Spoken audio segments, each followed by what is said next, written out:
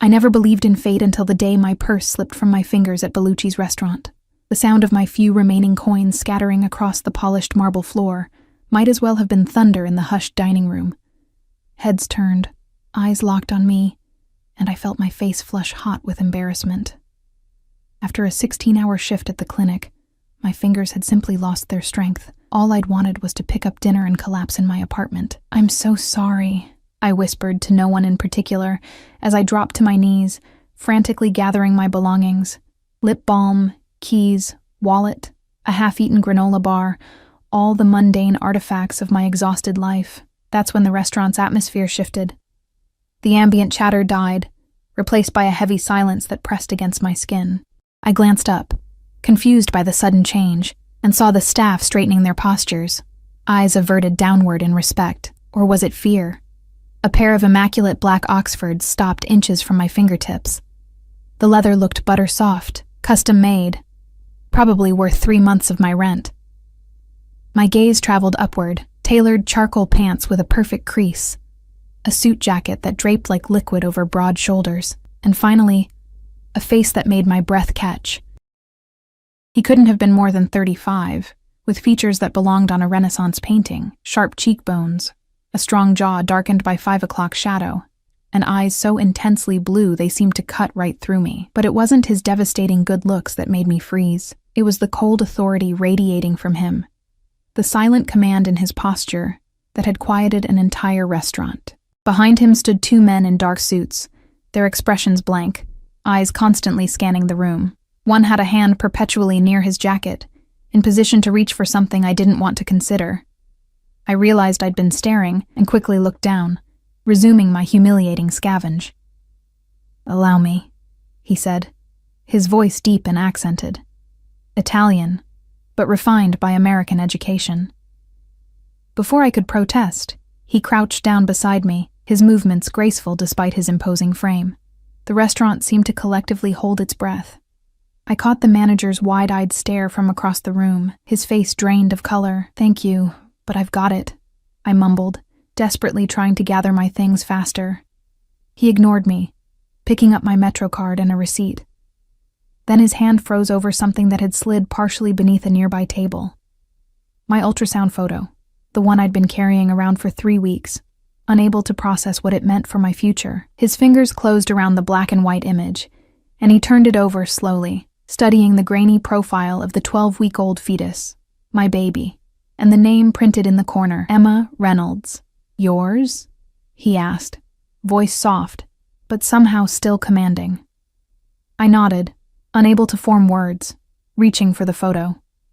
But he didn't immediately hand it back, his eyes lingering on the image with an expression I couldn't decipher.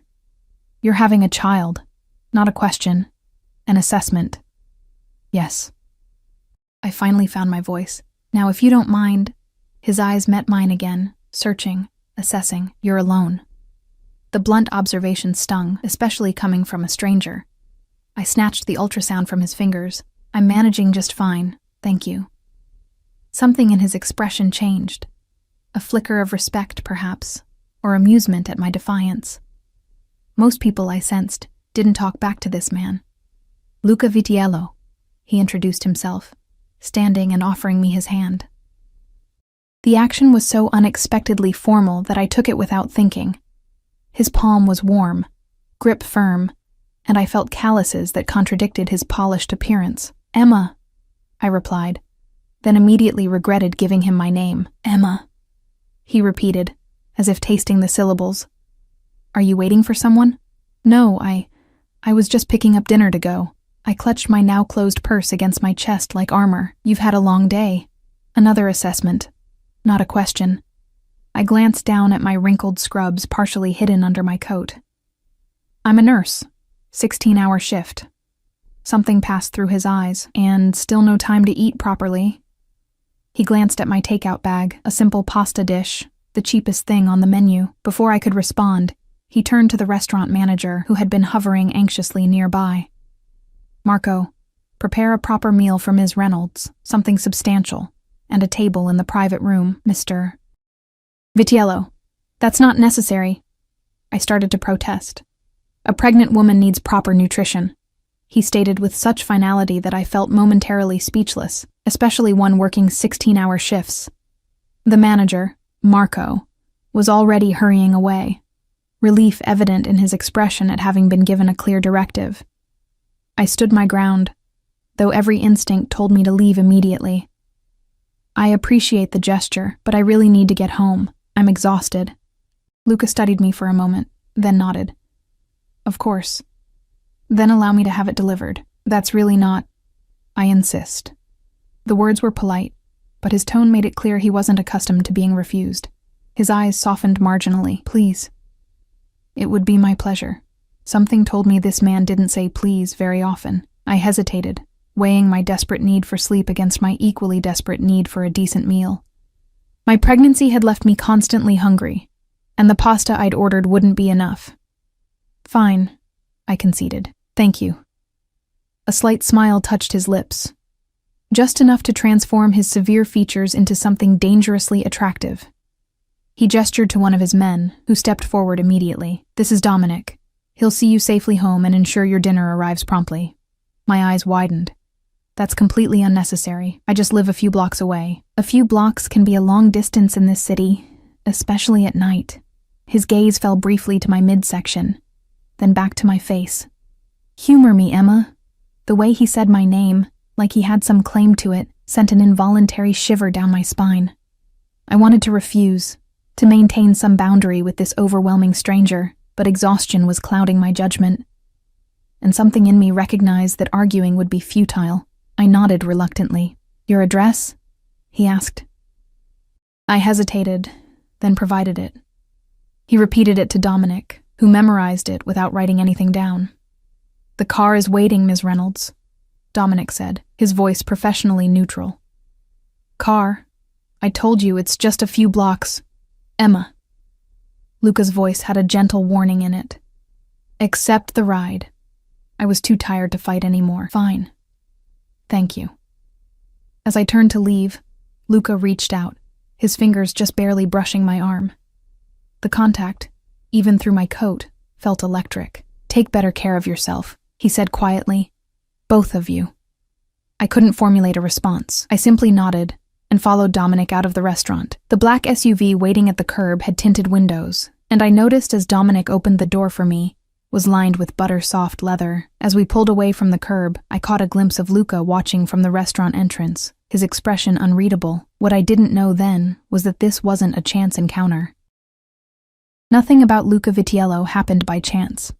My apartment felt especially small and shabby after the opulence of that brief encounter. I kicked off my shoes and collapsed onto my sofa, trying to process what had just happened.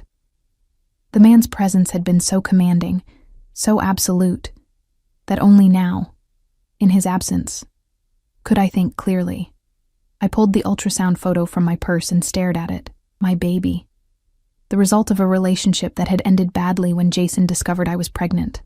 He'd made it clear he wanted nothing to do with me or the child, leaving me alone to navigate this terrifying new reality. A knock at my door startled me from my thoughts.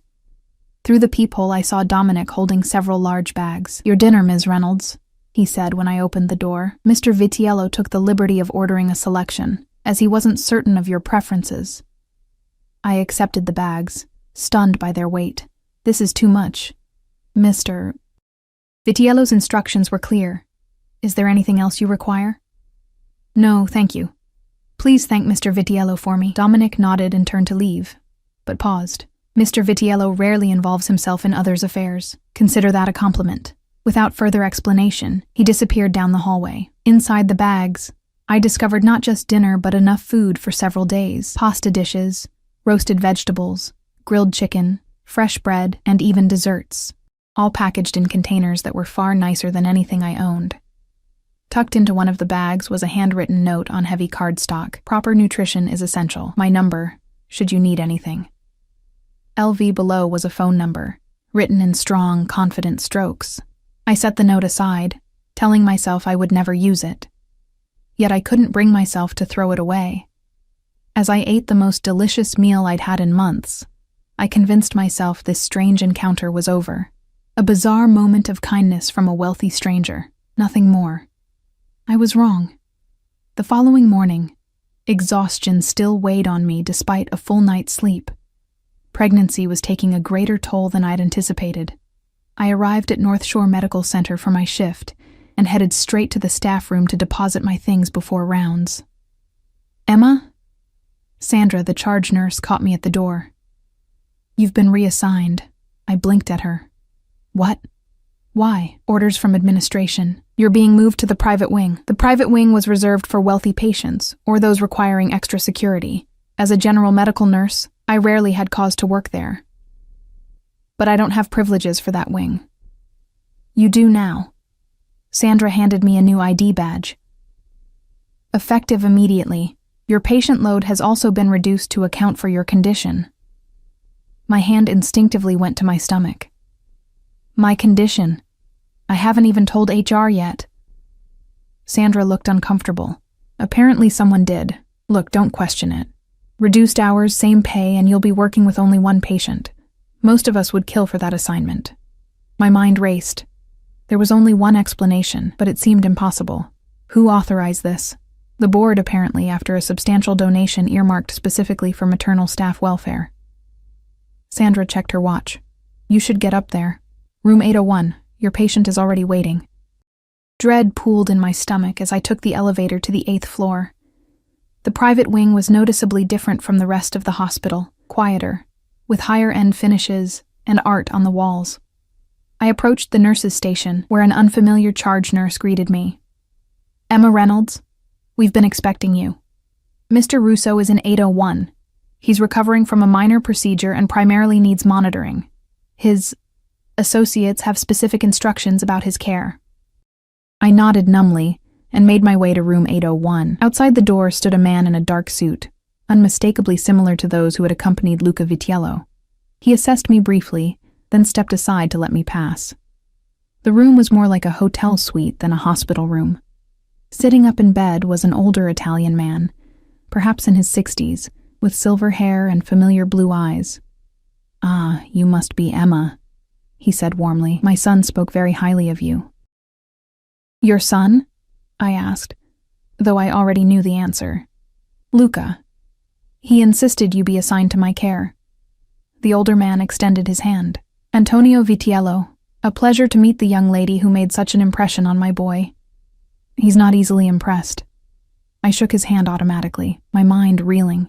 "Mr. Vitiello, I think there's been a misunderstanding. I only met your son briefly last night." Antonio chuckled. "Sometimes a brief encounter is all it takes. Luca said you're expecting." "Congratulations." "Thank you," I replied stiffly, trying to maintain professionalism despite my growing unease. "I should check your vitals."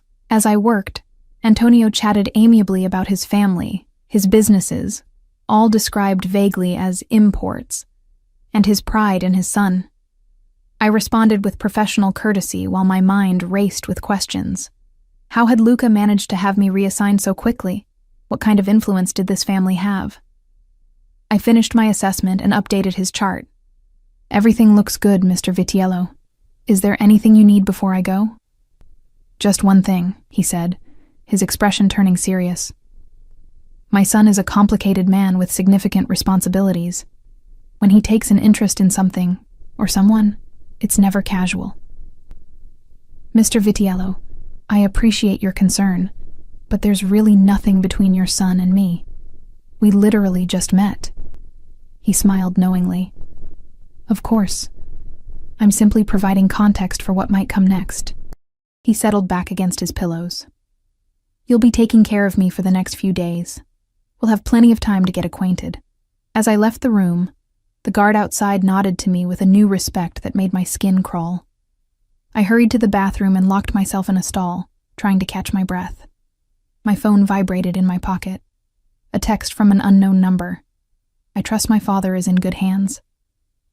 I stared at the message, a chill running down my spine. I hadn't given Luca Vitiello my number.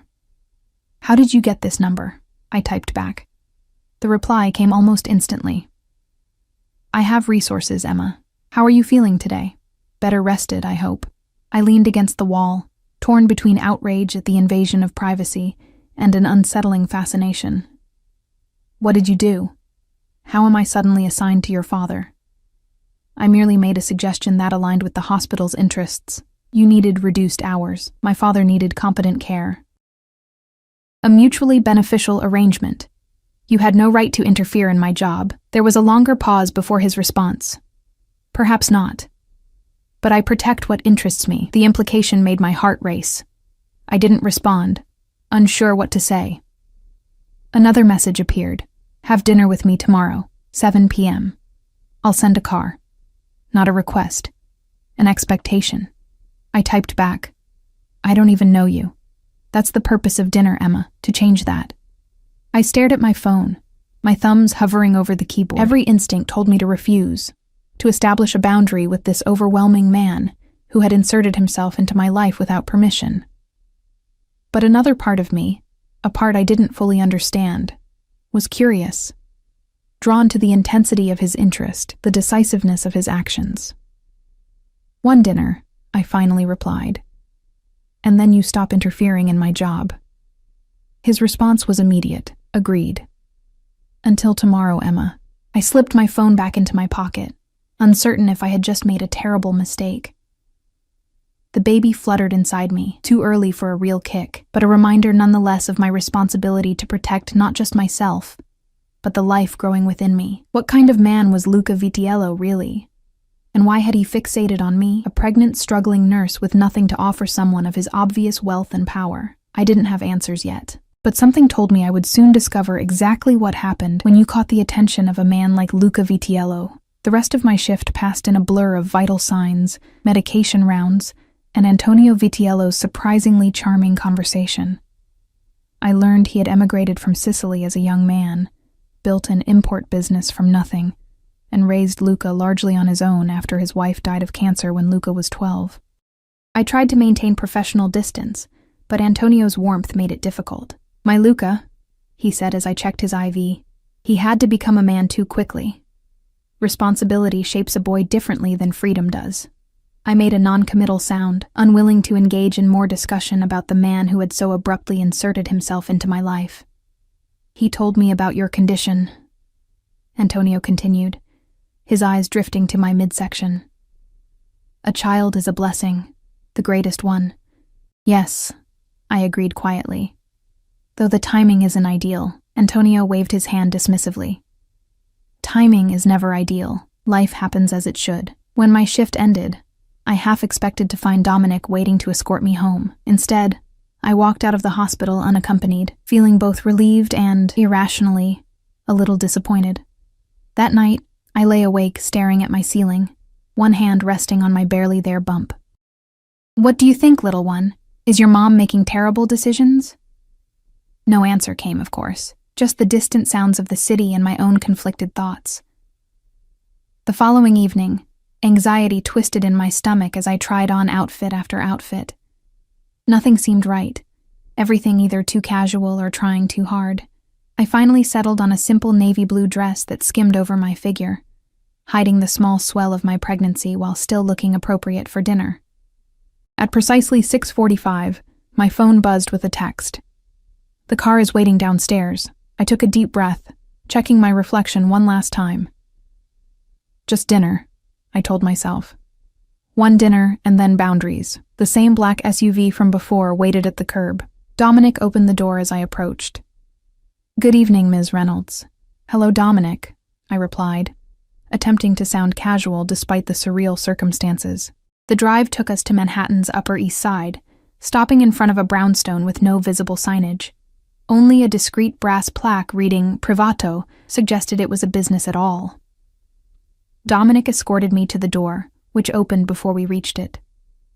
Inside, the space was intimate and elegant. Only about 10 tables, most unoccupied, with warm lighting and tasteful decor. Mr. Vitiello is waiting, the maitre d' said, leading us through the restaurant to a secluded alcove in the back. Luca rose as we approached. He wore another impeccable suit, this one a deep navy that made his eyes even more striking. For a moment, I forgot my reservations as those eyes locked with mine, sending an involuntary shiver down my spine. Emma, he greeted, stepping forward to pull out my chair. You look beautiful. Thank you, I managed, taking my seat. This place is exclusive. I own it. he said matter-of-factly. It ensures privacy. Of course he did. I watched as Dominic took up position near the entrance to our alcove, effectively blocking anyone from approaching. Is he always with you? I asked, nodding toward Dominic. Security is a necessary precaution in my position. Luca poured wine into his glass from a decanter, then reached for a separate carafe. Sparkling water with lemon for you. Unless you prefer something else. The thoughtfulness of remembering my pregnancy caught me off guard. No, that's perfect. Thank you. A waiter appeared with appetizers I hadn't seen anyone order. Luca must have arranged the entire meal in advance. You're very presumptuous, I said, unable to keep the edge from my voice. He raised an eyebrow. Efficient. There's a difference. Is there? You reassigned me at work without asking. You somehow got my phone number. You arranged this entire evening without consulting me on anything but the date. And yet you're here, he observed quietly. I flushed, because he was right. Despite everything, I had come willingly. I'm curious, I admitted. And I want to understand why you've taken such an interest in me. He studied me for a moment, his expression unreadable, direct.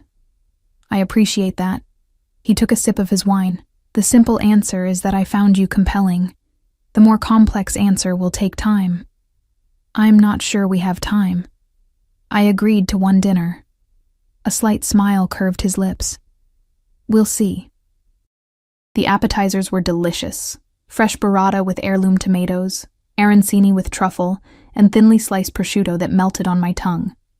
Despite my determination to remain aloof, I couldn't help the small sound of pleasure that escaped me.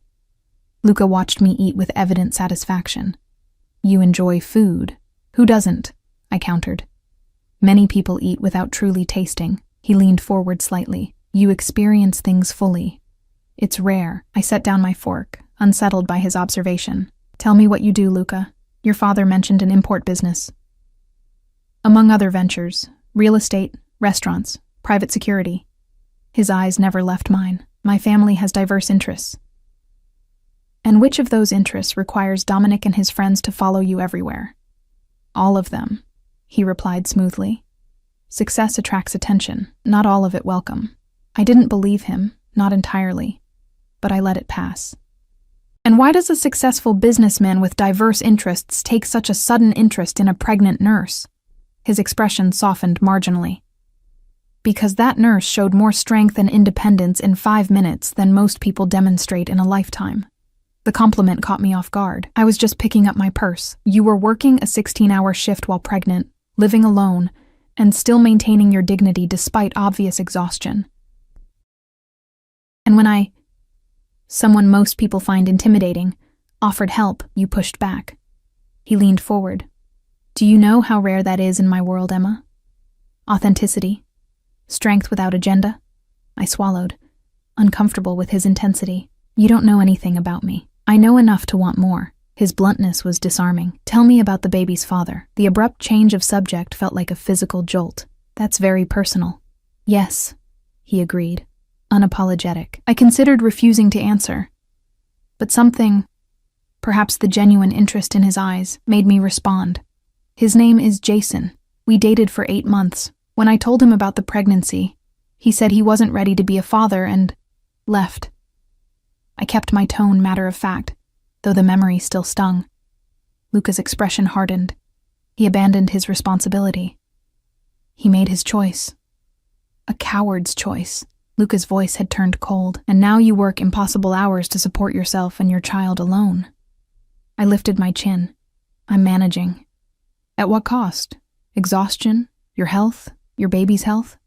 He shook his head. Stubborn independence isn't always strength, Emma. Sometimes it's pride. And sometimes help comes with strings, I countered. His eyes locked with mine. What strings do you imagine I've attached? I held his gaze. I don't know yet. That's what concerns me. For the first time he smiled, a genuine smile that transformed his severe features. Smart woman. The main courses arrived then, a delicate sea bass for me and ossobuco for him. We ate in silence for a few moments, the tension between us shifting to something less confrontational, but no less potent. The hospital administrator was quite receptive to my donation, Luca said eventually. especially when I explained my interest in supporting healthcare workers during pregnancy. Is that what you told them? That it was about maternal welfare? It was the truth. He set down his fork. My mother worked through her pregnancy with me. Too hard, too long. There were complications. A shadow crossed his face. Your situation reminded me of hers. The personal revelation surprised me. I'm sorry. He waved off my sympathy. Ancient history. But perhaps you understand my reaction better now. I did, though I wasn't ready to admit it. It still wasn't your place. Perhaps not. He conceded with a slight nod, but I've never been good at watching problems I could solve. I'm not a problem to be solved, Luca.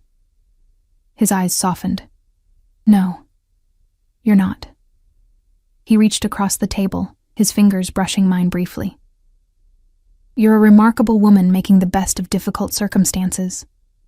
I simply want to ease those circumstances. The sincerity in his voice was disarming. For a moment, I could almost forget the commanding presence, the obvious wealth and power, and see just a man expressing genuine concern. Why? I asked quietly. Because you and your child deserve better than struggle. He held my gaze. And because I find myself unable to stop thinking about you. My heart stuttered. Before I could formulate a response, my phone rang in my purse. The hospital's ringtone. I should take this, I said, grateful for the interruption. I'm on call. He nodded, leaning back to give me privacy. Emma Reynolds, I answered. Emma, it's Sandra. I know you're off tonight, but we have a situation with Mr. Vitiello. His fever has spiked, and he's asking for you specifically. I glanced up at Luca, who was watching me intently. I'll be right there. Start the protocol for infection, and I'll be there in 20 minutes. I hung up and found Luca already standing. My father? He asked, tension evident in his posture. His fever has spiked. It could be nothing, a minor infection at the surgical site. But they're concerned. Luca nodded once, his expression shifting to something harder, more controlled. We'll go immediately. Within moments, we were in the SUV, speeding toward the hospital. Luca was on his phone, speaking rapid Italian to someone. Though I couldn't understand the words, the commanding tone needed no translation. I've arranged for a specialist, he said after ending the call. He'll meet us there. The hospital has excellent doctors, I assured him. I take no chances with family. His voice was clipped, his earlier warmth replaced by cool efficiency. When we arrived at the hospital, Luca moved with purpose, his hand at the small of my back guiding me through corridors with the confidence of someone who owned the building. Security guards and staff alike moved out of our way, some with looks of recognition or deference. Antonio's room was a hub of activity.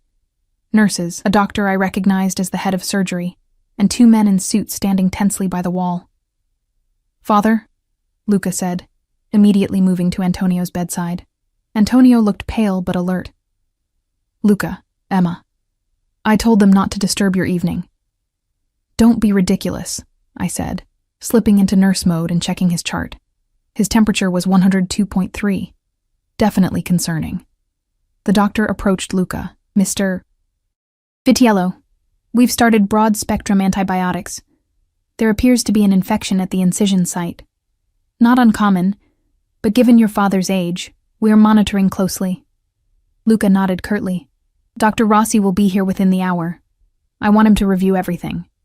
If the hospital doctor was offended by the implication that they needed outside help, he didn't show it. Of course. I moved to check Antonio's vitals myself, needing to do something useful. How are you feeling? Like I'm causing too much fuss, Antonio replied, though his voice was weaker than earlier. You should return to your dinner. My son rarely takes an evening off. I'm exactly where I need to be, I assured him, checking his IV line. When I glanced up, I found Luca watching me, his expression unreadable. For the next hour, I worked alongside the hospital staff, monitoring Antonio's condition, while Luca held quiet conferences with various doctors and made occasional phone calls. When Dr. Rossi arrived, a distinguished-looking Italian man in his 60s, he conferred briefly with Luca before examining Antonio thoroughly. The infection is responding to treatment, he announced finally. The fever should break by morning. I'll stay to monitor progress. The tension in Luca's shoulders eased fractionally. He nodded to Dr. Rossi, then turned to me. "You should rest," he said quietly. "You weren't supposed to be working tonight." "I'm fine," I assured him. "Stubborn," he murmured, but there was warmth in his eyes. "At least sit down." I realized I had been standing for over an hour, and reluctantly took the chair he offered. As the crisis subsided and Antonio drifted into sleep, the room gradually emptied until only Luca, his 2 guards, and I remained. "You don't have to stay," Luca said, his voice low in the quiet room. "Dominic can take you home." "I'll stay a while longer," I replied, surprising myself. "To monitor his vitals." Luca studied me for a moment, then nodded. He moved a chair beside mine and sat, our shoulders nearly touching in the dim light. "Thank you," he said simply. We sat in silence, watching Antonio's chest rise and fall, the monitors beeping steadily. I felt myself growing drowsy, the long day catching up with me.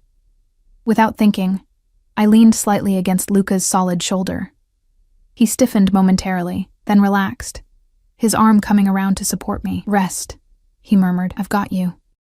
As I drifted into sleep, I wondered hazily what I was doing, finding comfort in the arms of a man I barely knew, a man who clearly lived in a world very different from mine. Yet in that moment, it felt right. What I didn't know then was how completely our worlds were about to collide. I woke to gentle fingers brushing hair from my face. Disoriented, I blinked against the soft morning light filtering through hospital blinds. I was stretched awkwardly across a chair, my head resting on something firm yet comfortable. Luca's shoulder. His suit jacket draped over me like a blanket. "Good morning," he said, his voice a low rumble I could feel through his chest. I straightened quickly, embarrassment flooding me as I realized I'd slept against him all night. "I'm so sorry. I didn't mean to." "Don't apologize." His hand lingered near my face before dropping. "You needed rest," my back protested as I stood, and I winced. Hospital chairs weren't designed for sleeping. "How's your father?" I asked, looking toward the bed where Antonio still slept. "Much improved. Fever broke around 3, Luca stretched, rolling his shoulders. Despite spending the night in a chair, he somehow looked immaculate. His shirt barely wrinkled, his presence commanding even in the sterile hospital room. "You should have woken me," I said, smoothing my hopelessly wrinkled dress. I could have checked his vitals. The staff handled it. "You were exhausted." His eyes searched my face. "How do you feel?" I placed a hand on my stomach instinctively. "We're fine. Just a little stiff." A nurse entered with Antonio's morning medication. "Ms. Reynolds?" "I didn't realize you were here all night." "I didn't intend to be," I admitted, accepting the glass of water she offered. "You're not scheduled until this afternoon. Go home. Get some proper rest." "She's right," Luca said, standing. "I'll take you home." I wanted to argue, to maintain some professional boundary, but exhaustion won out. "Let me just check on Antonio first." As if hearing his name, Antonio stirred and opened his eyes. "Ah, the 2 of you are still here," he smiled weakly. "What a comfort to wake to family." I flushed at the implication. "Just doing my job, Mr. Vidiello." "Antonio, please. After sharing a vigil, I think we can dispense with formalities." His eyes, so like his son's, twinkled with mischief despite his weakened state. I checked his vitals, pleased to find his temperature normal and his color much improved. "You're doing much better. The antibiotics are working." "Of course they are. I'm too stubborn to let a little infection win." He patted my hand. "Now go home. You look exhausted, Kara." I glanced at Luca, who was watching our interaction with an unreadable expression. "Your son was just offering to drive me." "Good boy," Antonio approved. "Always taking care of things." Luca's mouth twitched in what might have been amusement. "I'll return shortly, Father." Antonio waved us away. "Take your time. I'm not going anywhere." The drive to my apartment was quiet. I leaned my head against the window, watching the city scroll by and trying to process the last 24 hours. "You're thinking very loudly," Luca observed as we neared my neighborhood. I turned to look at him. "This is all very strange for me." "What part specifically?" He kept his eyes on the road ahead. "Meeting you, your interest in me, spending the night in a hospital room with you watching over your father, all of it." I shook my head. I don't understand what you want from me. The car stopped in front of my building. Luca turned to face me, his expression serious. I want to know you, Emma. Beyond that, I'm not placing expectations. People like you always have expectations, I countered. A flash of something, amusement, admiration, crossed his face. People like me? Powerful, wealthy, used to getting their way. He considered this. Fair assessment. But I believe relationships should be built, not dictated. Is that what this is? A relationship? It's something, he said simply. Something worth exploring. I should have said no. Should have thanked him for the ride and walked away. Instead, I found myself asking, "Would you like to come up for coffee?" The invitation surprised us both. After a moment's hesitation, he nodded. I'd like that. My apartment felt even smaller with Luca in it, his presence somehow filling the space completely. I watched him take in my humble surroundings. The secondhand furniture, the medical textbooks stacked on the coffee table, the small kitchen with its aging appliances. No judgment crossed his face, only curiosity. He moved to a small collection of framed photos on my bookshelf. Your family? He asked, studying a picture of me with an older woman. My mom, I confirmed, moving to the kitchen to start the coffee. She died 3 years ago. Cancer. I'm sorry. He picked up another photo, me in scrubs, arm around a classmate on graduation day. Nursing school? Yes, top of my class if you can believe it. I measured coffee into the filter. Mom got to see me graduate at least. And your father? Left when I was 4. Never knew him. I kept my voice deliberately casual. It was just Mom and me. He nodded, still studying the photos. So independence was necessary, not just preferred. His perceptiveness was unsettling. Something like that. The coffee maker burbled as I retrieved mugs from the cabinet. I don't have anything fancy, just regular coffee. Regular coffee is fine. He joined me in the kitchen, standing closer than necessary. You don't need to be nervous around me, Emma.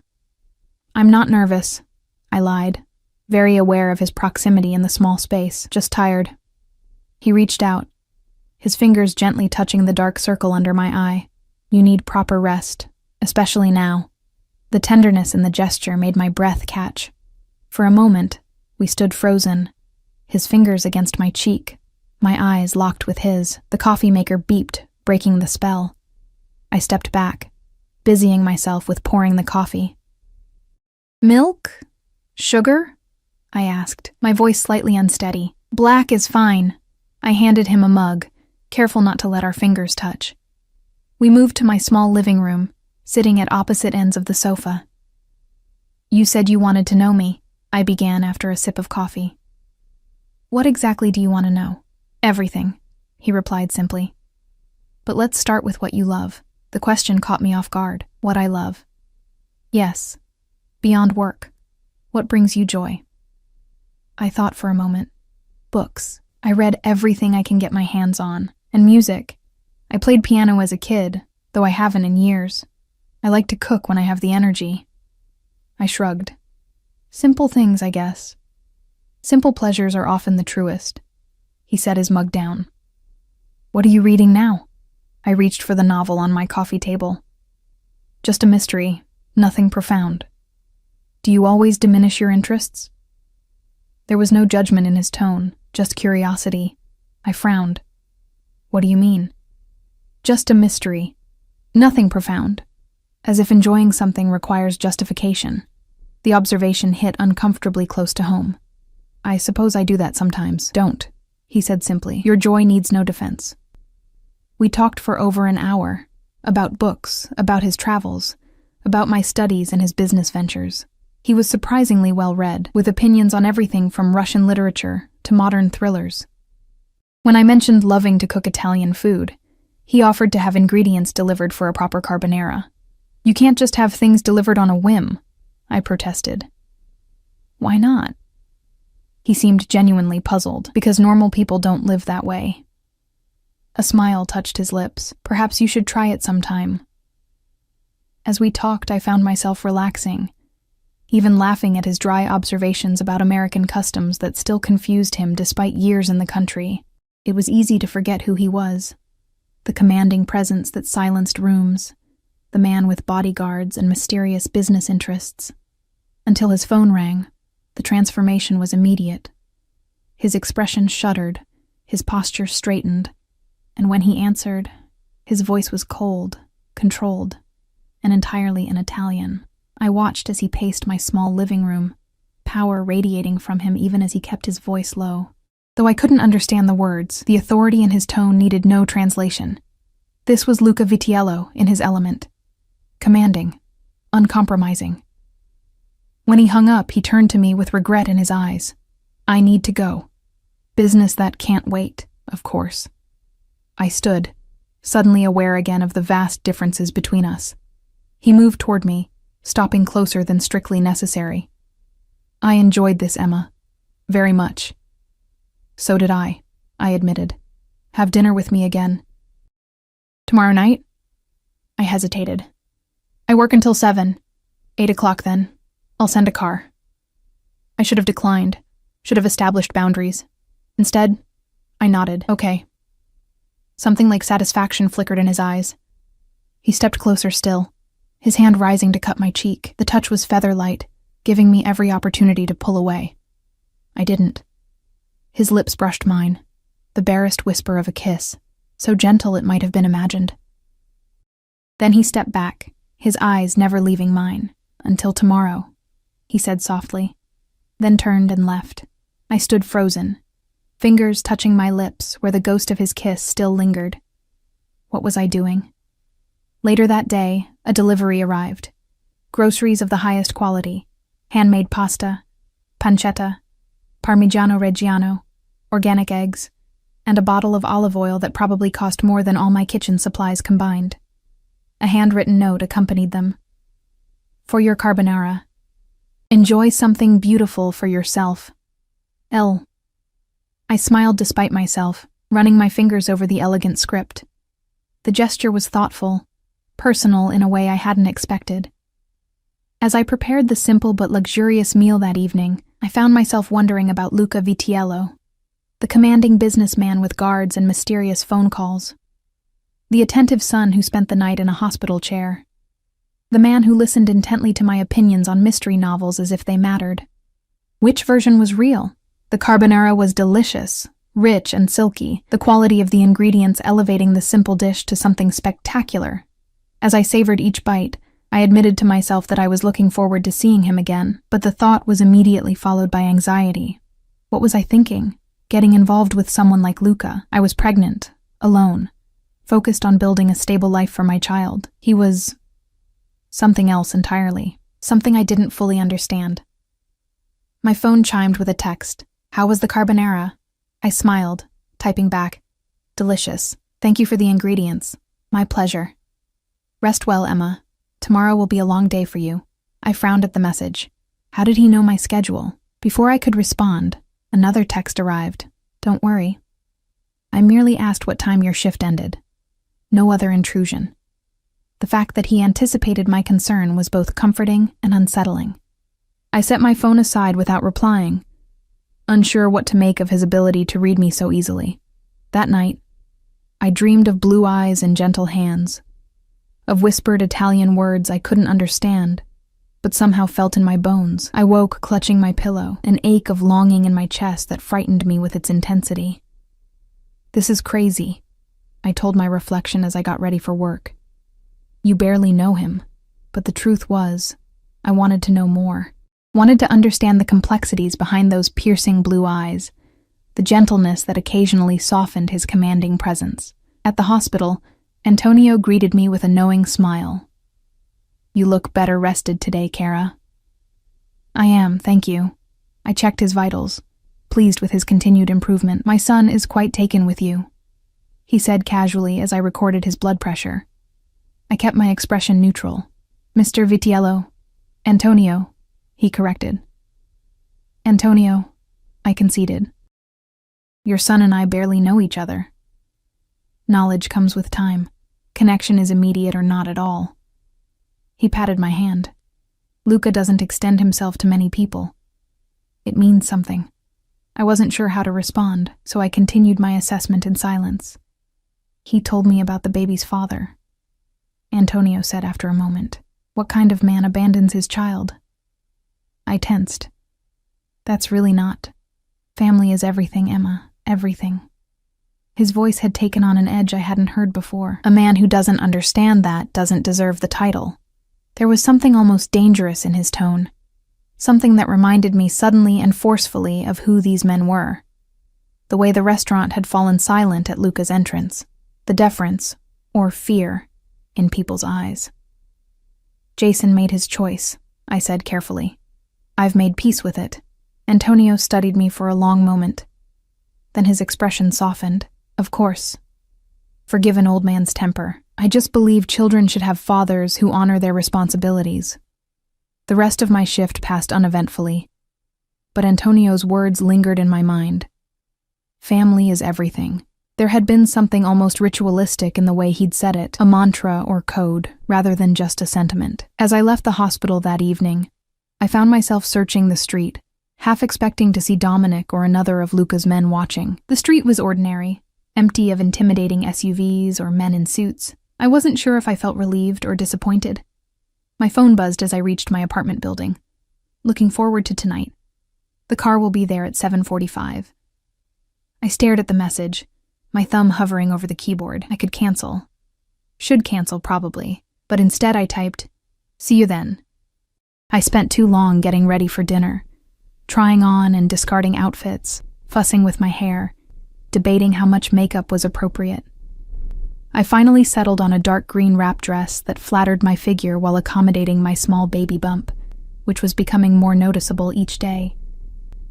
As promised, the car arrived precisely at 7:45.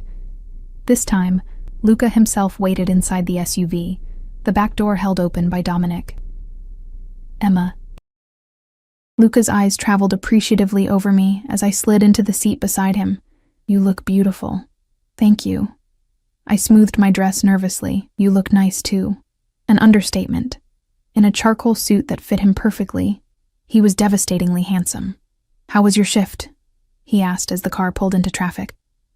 Good. Your father is recovering well. They may discharge him tomorrow if his blood work continues to improve. Yes, Dr. Rossi mentioned that. He reached over and took my hand, his thumb tracing small circles on my skin. Thank you for taking such good care of him. The casual intimacy of his touch sent warmth up my arm. It's my job. It's more than that. His eyes met mine. You were kind to him. Patient. I shrugged, uncomfortable with the praise. Where are we going tonight? Somewhere special. A small smile played at his lips. I hope you like Italian food beyond carbonara. The car took us to a quieter part of the city, stopping in front of a nondescript building with no sign, just a blue door and a small brass knocker. What is this place? I asked as Dominic opened my door. My home, Luca replied simply. I froze halfway out of the car. Your home? I thought we were going to a restaurant. I thought you might prefer privacy. He studied my expression. We can go elsewhere if you're uncomfortable. I hesitated. Going to his home felt like crossing a significant line, yet something in his steady gaze reassured me. No, it's fine. I was just surprised. He placed his hand at the small of my back, guiding me to the door, which opened before we reached it. A middle-aged woman with a warm smile greeted us in Italian. Emma, this is Rosa. She's been with my family since I was a boy. Welcome, Miss Emma, Rosa said, her accent thick but her smile genuine. Mr. Luca has been very excited for your visit. Luca cleared his throat, looking almost embarrassed. Rosa, please. She smiled knowingly and stepped aside to let us enter. The interior of Luca's home was surprisingly warm and inviting. Not the cold, modern mansion I had imagined. Rich woods, comfortable furniture, and art that looked like family heirlooms rather than status pieces. It felt lived in, personal. This isn't what I expected, I admitted as he led me through to a terrace overlooking a small but immaculate garden. What did you expect? He pulled out my chair at a table set for two, candlelight flickering in the early evening air. Something more intimidating, less homey. He smiled, taking his seat across from me. I save the intimidation for work. This is where I relax. Rosa appeared with antipasti and sparkling water for me, wine for Luca. I'll leave you to enjoy. The first course will be ready soon. As she disappeared back inside, Luca raised his glass. 2 unexpected meetings. I clinked my water glass against his wine. And mysterious dinner invitations. He smiled. Nothing mysterious tonight, just dinner at my home, cooked by Rosa, who has been threatening to quit if I don't start eating proper meals at a reasonable hour. The normalcy of the complaint, so at odds with my image of him, made me laugh. Long hours? Always. He selected an olive from the platter between us. Though lately I've found myself wanting to leave the office earlier because of your father's health, his eyes held mine. Because of you. The directness of his answer caught me off guard. Luca, I'm not pressuring you, Emma. I'm simply being honest about my interest. He broke a piece of bread, seemingly unbothered by my discomfort. Tell me about your plans for the baby. What do you need? Have you prepared a nursery? The abrupt change of subject gave me conversational whiplash. Not really. My apartment is small, so the baby will be in my room at first. I've started saving for a crib, but there's time. 16 weeks along now? I nodded, surprised he'd been tracking. Almost 17, actually. And you feel well? No complications? None so far. I studied him curiously. You know a lot about pregnancy. I've been reading, he admitted. After meeting you, I wanted to understand what you're experiencing. The thought of Luca Vidiello, imposing, powerful Luca, reading pregnancy books made something warm unfurl in my chest. That's unexpectedly sweet. I'm not always the intimidating figure you imagine, he said softly. Rosa returned with our first course, delicate homemade ravioli and a simple butter sage sauce. The pasta was perfect, melting on my tongue. This is incredible, I said after the first bite. Rosa is a miracle worker, Luca agreed. She's been trying to teach me to cook for years, but I'm a hopeless student. Really? I would have thought you'd excel at everything you attempt. He laughed, a genuine, unguarded sound. Far from it.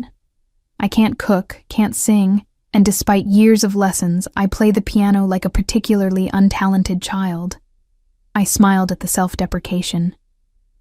So the great Luca Vitiello has weaknesses after all. Many, he acknowledged, though I try not to advertise them. As dinner progressed through perfectly cooked branzino to a light lemon dessert, the conversation flowed surprisingly easily. Luca told stories of growing up in his father's shadow, of his education in America, of his love for classical literature.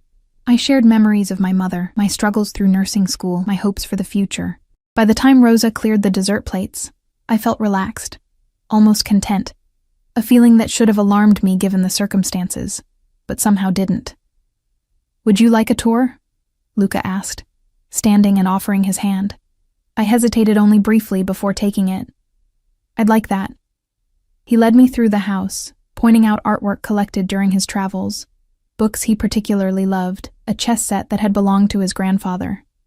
On the second floor, he paused before a closed door. This was meant to be a music room, he said, pushing it open.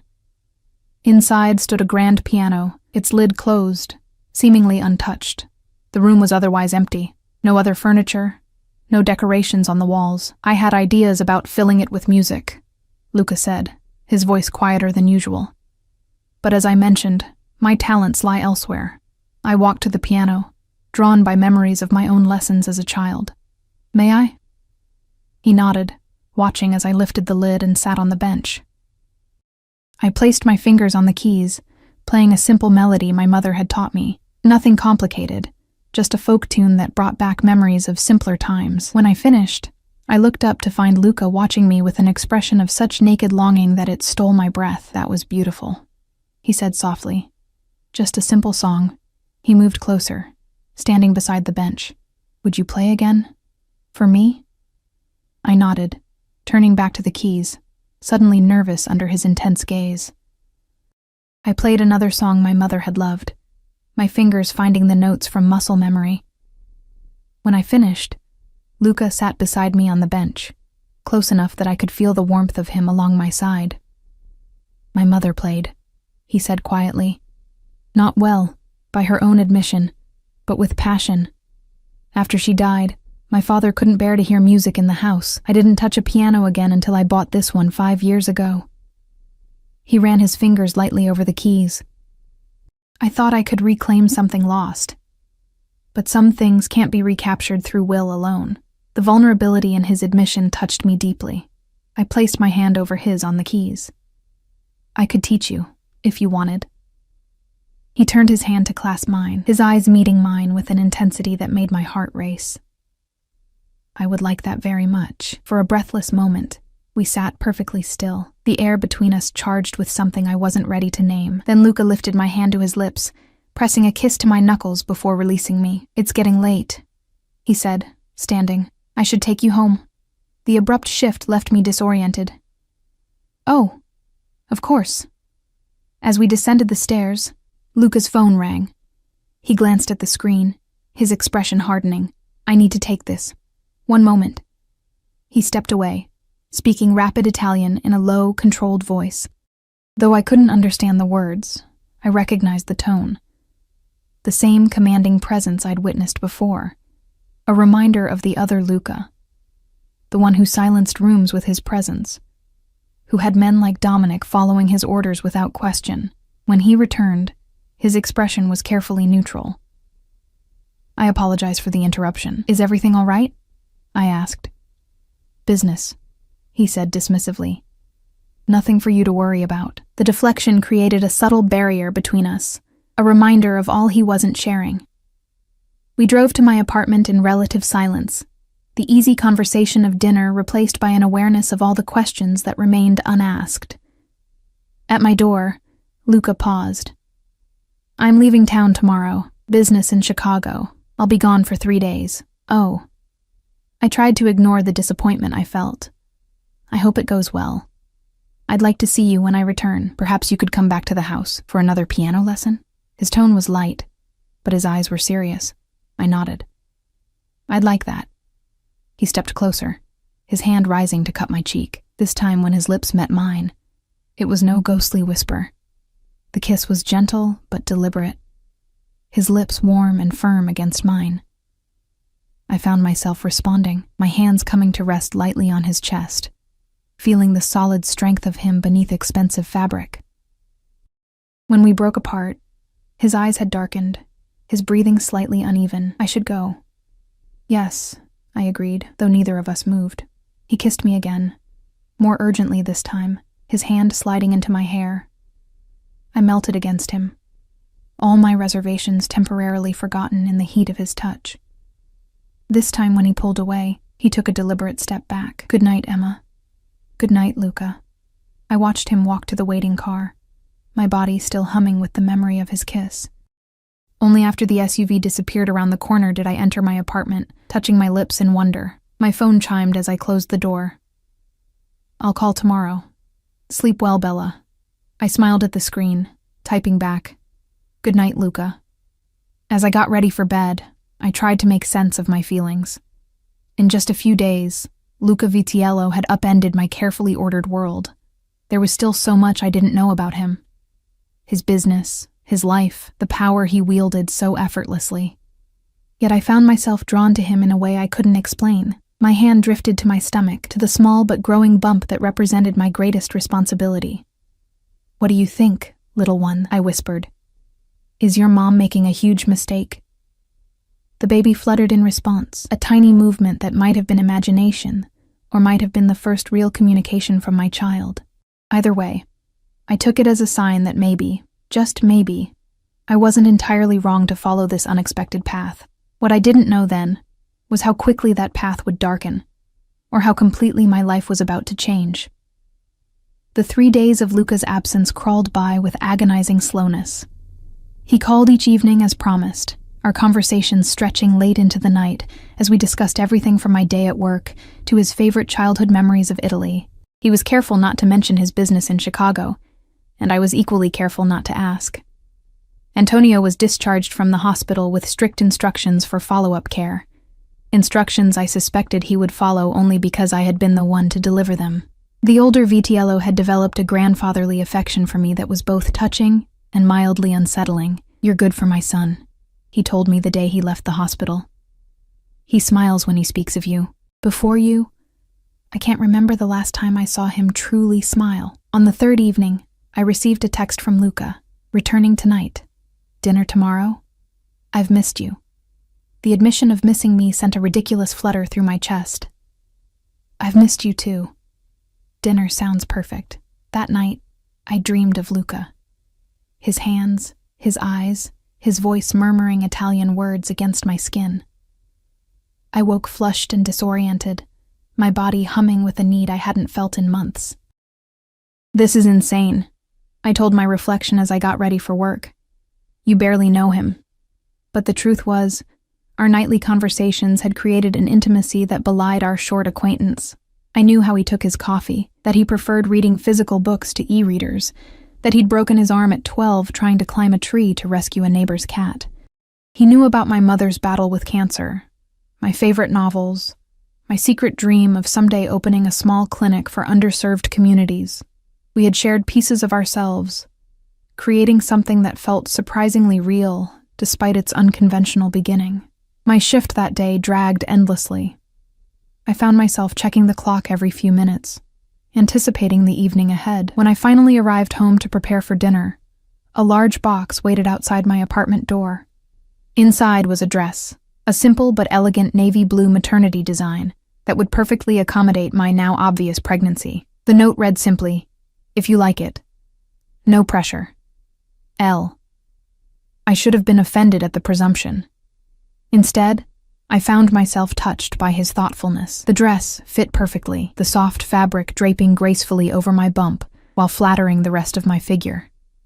At exactly 7 as a knock came at my door. When I opened it, Luca stood there. No Dominic, no SUV visible on the street. "You came alone," I observed, surprised. "I wanted tonight to be just us." His eyes traveled appreciatively over me in the dress. "You look beautiful. Thank you for the dress. You didn't have to." "I wanted to." He held out his hand. "Shall we?" Instead of the sleek SUV, a less conspicuous luxury sedan waited at the curb.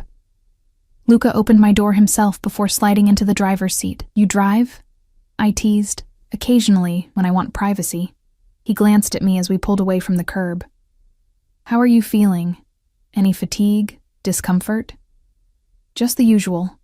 The baby's been active today." I placed a hand on my belly. Lots of movement. Something softened in Luca's expression. "May I?" he asked, his hand hovering over mine. I hesitated only briefly before guiding his hand to the spot where the baby had been kicking.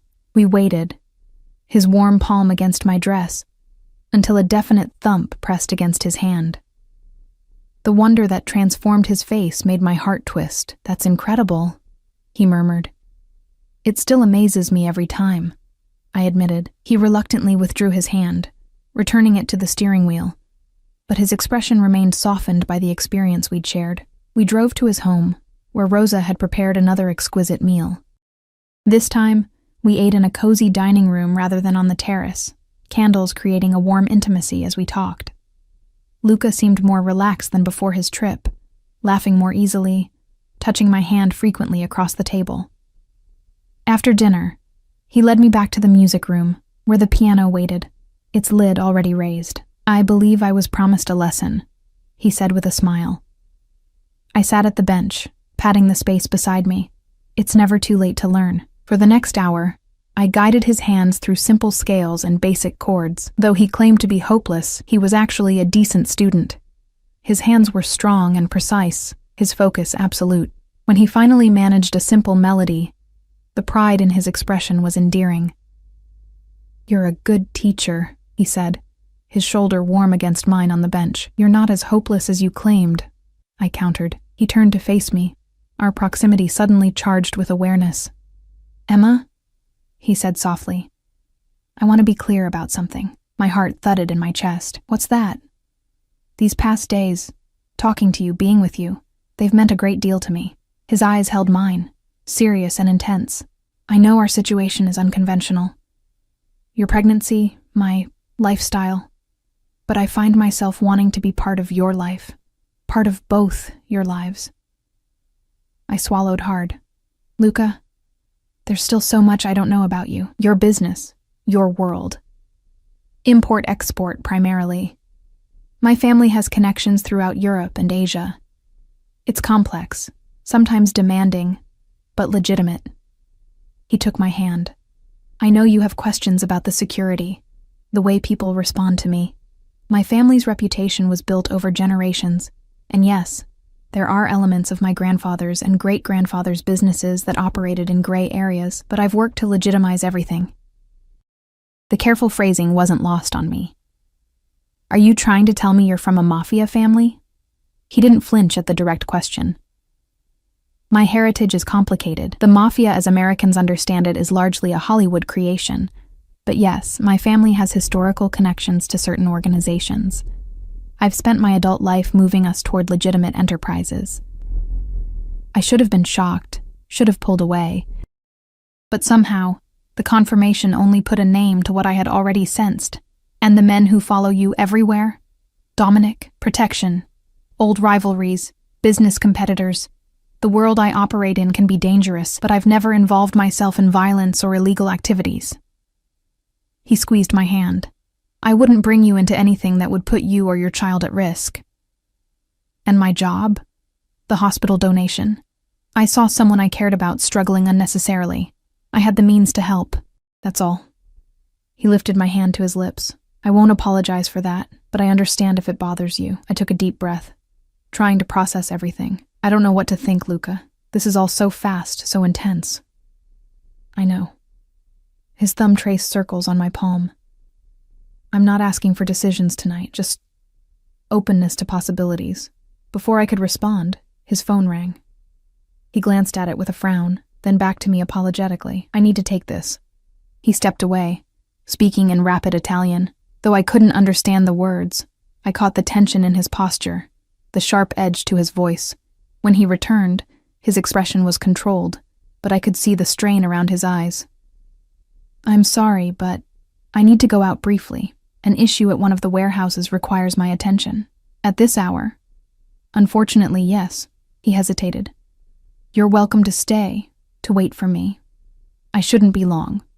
I should have asked to be taken home. Instead, I nodded. I'll wait. Relief flickered across his face. Rosa has retired for the evening, but please make yourself comfortable. There are books in the library, or you can watch something in the media room. He kissed me briefly, tension evident in the coiled restraint of his body, then left. I heard the front door close, followed by the sound of a car engine starting and fading into the distance. Alone in his home, I wandered from room to room, curiosity overcoming propriety. The library was impressive, walls lined with volumes in multiple languages. The kitchen gleamed with high-end appliances. A small office held a desk with a closed laptop and neatly organized papers. I was examining a photograph of a younger Luca with his father when I heard it, the front door opening, followed by voices. Relief washed over me. Luca had returned sooner than expected. But as I moved toward the foyer, I realized the voices weren't speaking Italian, but English, and neither belonged to Luca. Check upstairs. I'll take the main floor, a man's voice ordered. Fear froze me in place. Intruders. In Luca's home, where I was alone and pregnant. I backed away silently, looking frantically for a place to hide or a way to call for help. My phone was in my purse, in the music room. Moving as quietly as possible, I crept down the hallway, praying the floorboards wouldn't creak. I had almost reached the music room when a figure stepped into the hallway ahead of me. A man in dark clothes, gun drawn. "Well, what do we have here?" he said, his accent distinctly American. Vidiello's little girlfriend. I raised my hands instinctively, backing away. "Please, I'm pregnant. Even better." He gestured with the gun. "Rossi will be thrilled. 2 for the price of 1. My back hit the wall. "What do you want?" "Insurance. Leverage." He smiled coldly. "Your boyfriend's been causing problems for my employer. Now we have a solution." The sound of a door crashing open echoed through the house, followed by shouting and what might have been gunshots. The man's attention wavered for a split second, just long enough for me to lunge sideways into the nearest room, slamming the door and turning the lock. I found myself in a bathroom, windowless and small. I pressed my back against the door, heart pounding, hands protectively covering my belly. "Emma!" Luca's voice, urgent and frantic. "Emma, where are you?" "Luca," I called back, unlocking the door with trembling hands. He was there instantly, pulling me into his arms. Blood streaked his shirt. Not his own, I realized with horror. "Are you hurt?" he demanded, his hands moving over me, checking for injuries. "No, I'm fine. The baby's fine." "What?" "We need to go, now." His expression was harder than I'd ever seen it, his eyes cold with a fury that transformed his handsome features into something dangerous. Over his shoulder, I glimpsed Dominic and another man dragging a body down the hallway. "Luca, what's happening?" My voice shook. "A rival organization. They followed me, waited until I left." His jaw clenched. "They won't make that mistake again." The cold certainty in his voice should have terrified me. Instead, I found myself leaning into his protection, allowing him to guide me through the house with his body shielding mine. Outside, multiple SUVs waited, men with guns standing guard. Luca helped me into one, sliding in beside me. "Take us to the safe house," he ordered the driver.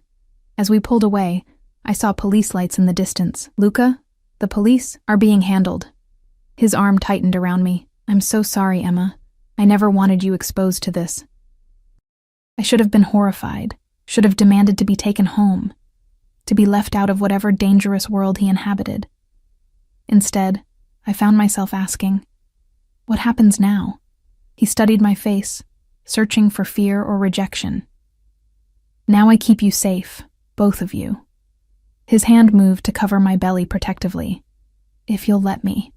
In that moment, with adrenaline still coursing through my veins, I made a choice that would forever alter the course of my life.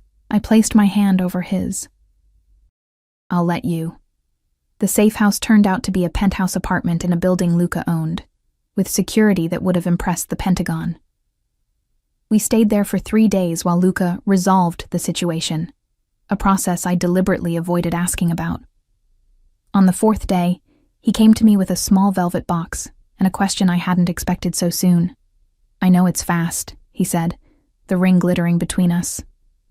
"But life is uncertain, and I've wasted too much time already. I want to protect you, provide for you, be a father to your child. Let me give you both the family you deserve."